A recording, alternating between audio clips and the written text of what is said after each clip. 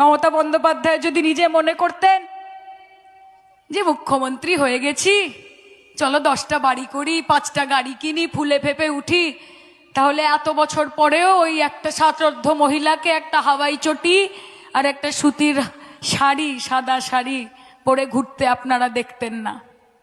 এবং আপনাদের জানিয়ে দিই যে যতই চেষ্টা করুক, যতই অপশক্তি আসুক না কেন, সাদা শাড়িতে কালি লাগানো এত সোজা না।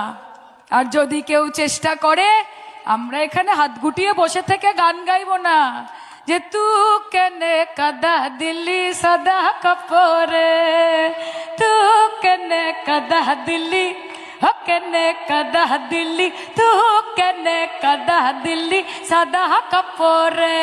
গাইবো না, প্রতিবাদ করব, মাঠে নেমে লড়বো, চোখে চোখ রেখে লড়াই হবে, কাঁধে কাঁধ মিলিয়ে লড়াই।